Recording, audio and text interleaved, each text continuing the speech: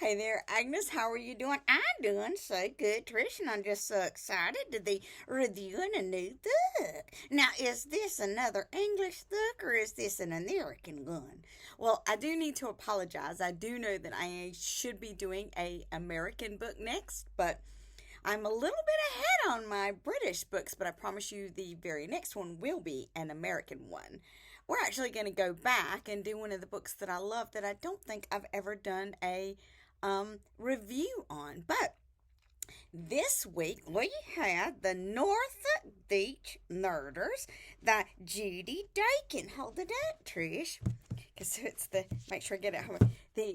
The Norfolk Beach Murders by Judi Daykin.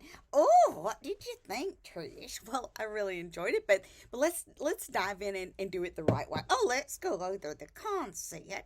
It's Christmas time and it's winter gale. Now, for you Americans, oh my gosh, that is just wind like you wouldn't believe, kind of like a hurricane.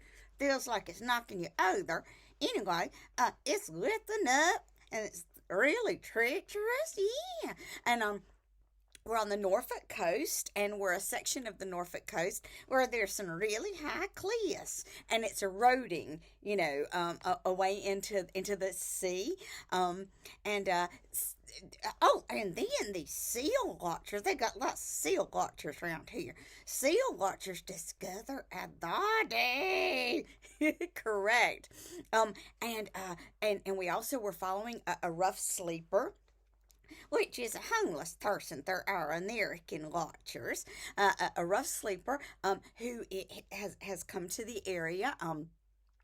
And she has come and she's staying at a holiday park. Now in the UK they had these caravan parks. They're like little trailers, and they're like people go on vacation there. They're strange. Well, it's kind of like our campgrounds on at Myrtle Beach. Oh yeah, it is a lot like a campground, Trish. Now that you mention it, that they call them holiday parks. And anyway, this girl, she's come here because she and then they're there in a holiday park, and she's a rough sleeper, and she thinks that she can hide it there and be safe, and make it through Christmas. Yes, but while she is staying there, well, once she gets there, she finds out that the holiday park is no longer there. Oh dear. And she's staying in an old office, and she witnesses what she thinks might be another murder. Oh my goodness. So what all kinds of conflicts are going on, Trish? Let's tell them. There appears to be a few conflicts going on. We are following the struggling existence of this rough sleeper. Her name is New, and she's got her doggy with her, Roger. And then we have a detective, Sarah Hurst, who's trying to get to the bottom of the body that's been found. And then there's which was found by the seal watchers. Then there is an abandoned boat that has a body in it and bullet holes. Oh my goodness. And then there's something else going on. We got like a lady Nathia person. Her name is London, and she's got a personal assistant, Danny. Correct. And we are following Danny. And we just don't know how all of this, that these are three seemingly separate conflicts, and they're all going to come together now. Don't you worry. The main characters, now the name, my father is New, and Roger, that's the rough sleeper, and the dog. Then we have Detective Sarah Hurst, and she is the lead detective investigating the two dead bodies. And are they related? Or are they not related? To everything that happened with the boat and what's going on. And then we got Danny. Now Danny is the personal assistant to to Miss Lisa London, who is like a mafiosa style businesswoman. Now, what worked for you, Agnes? Well, I really liked the writing style of the book. The other thing I really liked is you got all these different things going on, that they're short, concise chapters, and in each chapter we focus on one of these different conflicts or groups that's going on. She doesn't try to mix it in or get you confused. You can pick the book up, you can read it, then you can go load the dishwasher, come back. It's just really good.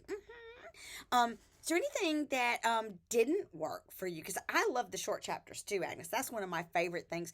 And it's a very good, easy read. It's not complicated or anything like that. Is there anything that didn't work for you?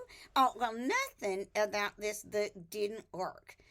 So much so that I have already gone to the bookstore and I had thought another one by this author, and I'm looking forward to reading it.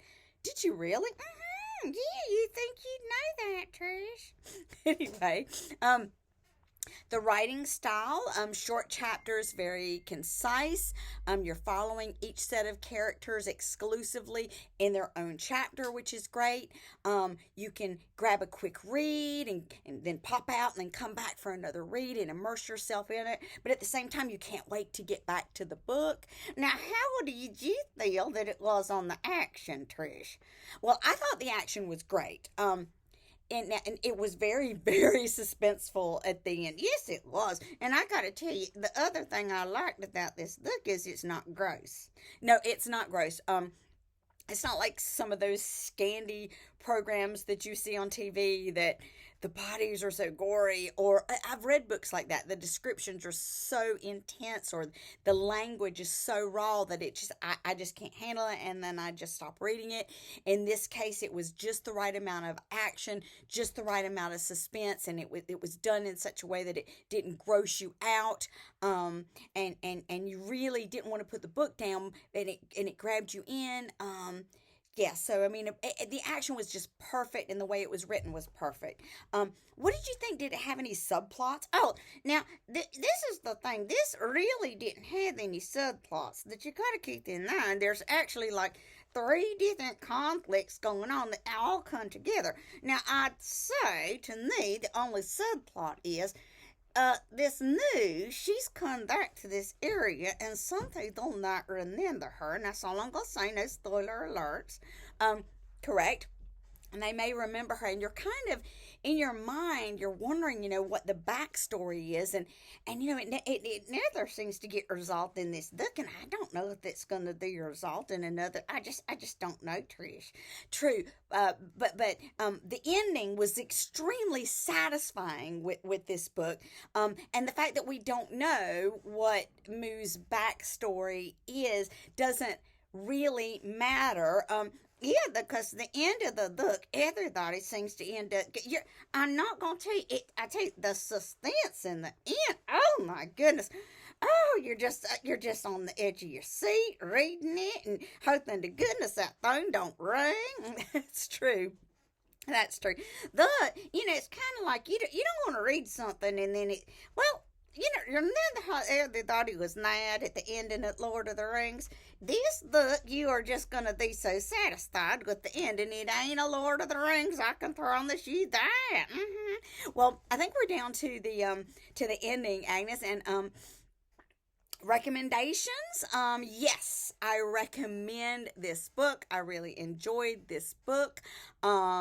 Like I say, it's not filthy, it's not gory, it's also not too simplified, it's not like an adolescent book, it's a really, really good book, and I recommend it. What about you? Oh, I recommend it highly. Well, are you going to do the rating? Oh, yes, I am. Well, I give it 4 dummies. That is 4 dummies out of 5 dummies. I just loved it. Mm-hmm. Why didn't you give it 5 dummies? Because, Trish, I gotta tell you, I am addicted to series. And I don't think this is a series. I think this is a standalone book. And I loved it. I tell you, I did. But if I am incorrect, I'll let you know in another one. Hold it up. It's the Norfolk Beach Murders by Judi Daykin, and I give it 4 dummies. So you need to go out there and get yourself a copy. Now, if you are in the U.S., you can get yourself a copy on Amazon, I am pretty sure. Or, and I know this for a fact, looks a million, honey, they will order you a look in from anywhere around the world. Yes, they will. Thank you so much for joining us on our Murder Mystery Review. Yes, thank you so much. And We can't wait to see you next time, and we're going to do an American author then. Bye. Bye.